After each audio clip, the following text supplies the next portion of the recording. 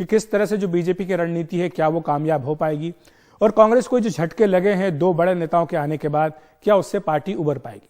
चर्चा करने के लिए हमारे साथ शाजिया इल्मी हैं, बीजेपी की प्रवक्ता, साथ ही देव वासुदेव जी हैं, कांग्रेस के प्रवक्ता। आप दोनों का बहुत बहुत स्वागत है एनडीटीवी इंडिया पर। शाजिया जी, सबसे पहले आपसे समझना चाहेंगे बीजेपी की रणनीति आखिर क्या है? क्या इसके पीछे यह भी कारण है कि कर्नाटक में जो उम्मीद थी कि दूसरी पार्टियों से नेता आएंगे उतने शायद नहीं आ पा रहे हैं, इसलिए अब आंध्र से, केरल से लाया जा रहा है? बिल्कुल ऐसा नहीं है। और जब कर्नाटक में भी एक बहुत ही कद्दावर और बिल्कुल सुपरस्टार वहां के किच्चा सुदीप ने ज्वाइन किया, तो आपने देखा कि किस तरह से वो भी एक तरह से उनको टारगेट किया गया और उनको बाकायदा उनको भी हमलों का शिकार बनाया गया। तो मुझे लगता है कांग्रेस पार्टी के पास सिर्फ और सिर्फ मोदी विरोध के अलावा और अपने जो उनके नेता छोड़ के जा रहे हैं उनको गद्दार कहने के अलावा कोई और रणनीति बची नहीं है।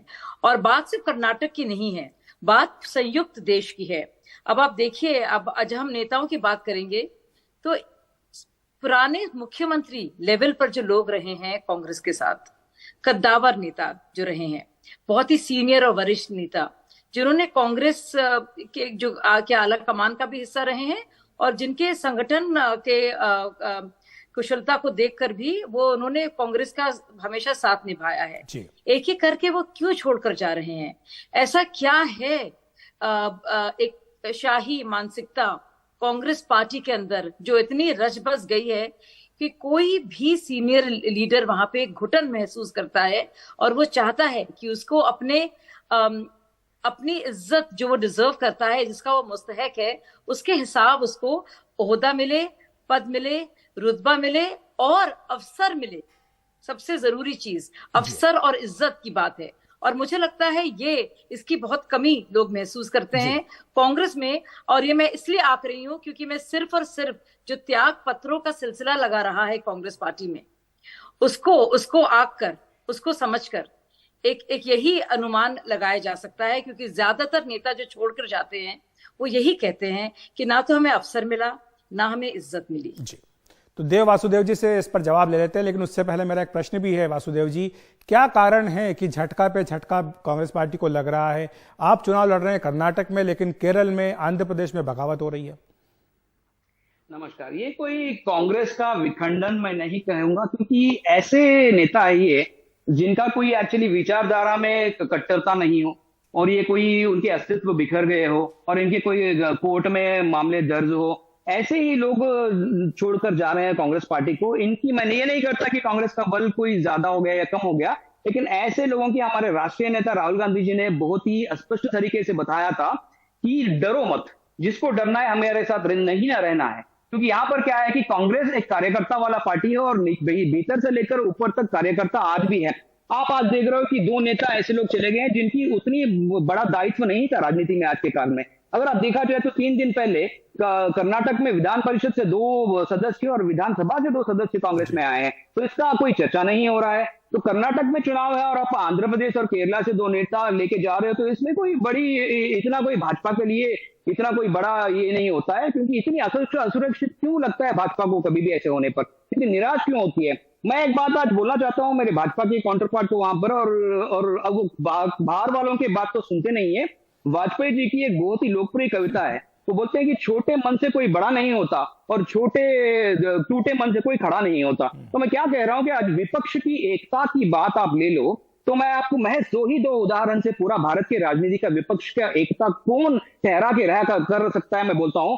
2004 में एक सरकार यूपीए की बनी थी और 2014 तक हमने 22 विपक्षी दलों को लेकर हम साथ में चले हैं और इतनी सुस्थिर सरकार बनी है, देश को विकास की मोड़ पर, उन्नति के मार्ग पर हम लेके गए हैं। वहां बात ये अलग है कि 2012 से 14 तक जो भाजपा ने एक गोएबल प्रचार किया था बहुत सारे घोटालों का, आज तक एक घोटाला भी आज तक ठहर नहीं रहा है। तो ऐसे मामलों पर क्यों भाजपा इतना असुरक्षित क्यों होता है ऐसे? जी, लेकिन जो आपने बात उठाई विपक्षी एकता की, तो कोई अगल बगल के राष्ट्रों में जैसे आप 2-3 नेता उठा के लेके जाओगे तो कर्नाटक में कौन सा प्रभाव पड़ने वाला है?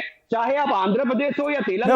मैं उस पर आऊंगा, लेकिन वासुदेव जी जो आपने बात उठाई विपक्षी एकता की, उस पर भी मैं शाजिया जी का जवाब लेना चाहता हूं। शाजिया जी, मल्लिकार्जुन खड़गे साहब ने फोन करना शुरू कर दिए हैं। स्टालिन को फोन किया, नीतीश कुमार से बात हुई, उद्धव ठाकरे से बात हुई। जल्दी एक बैठक बुलाई जाएगी जिसमें 2024 के चुनाव के लिए सीटों का बंटवारा, हर राज्य में तालमेल, इस पर चर्चा की जाएगी।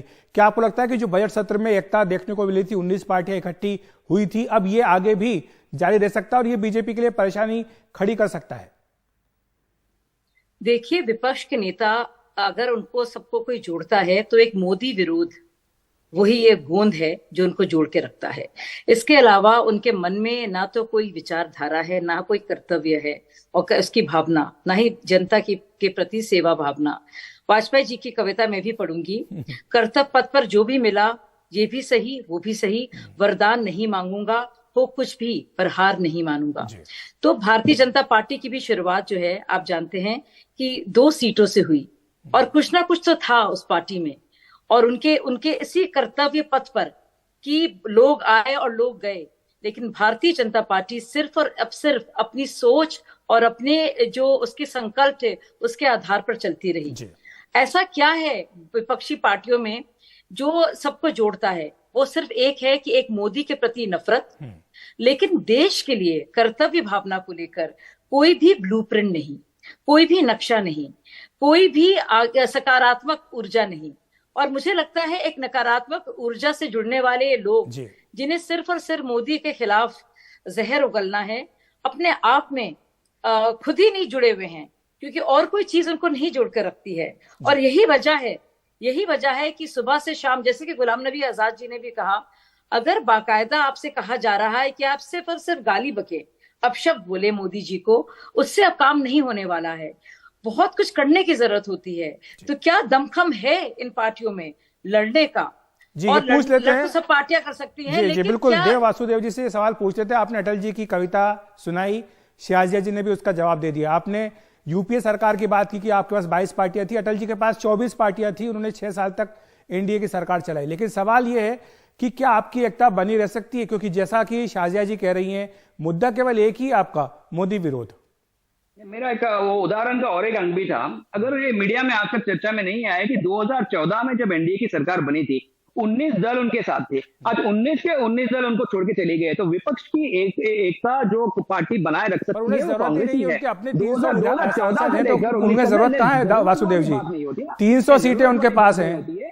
नीतीश कुमार जी से लेकर राजभर जी तक तो सभी उनको छोड़ के गए हैं। तो ऐसा होता है कि विपक्षी दल की एकता मुद्दों पर समर्थन होता है। हर विपक्षी दल एक मुद्दे पर समर्थन होता है। आज तक आपने देखा कि 2014 से लेकर आज तक जीएसटी का मामला था, विपक्ष एक था। कोविड का मामला था, विपक्ष एक था। चीन का मामला था, विपक्ष एक था।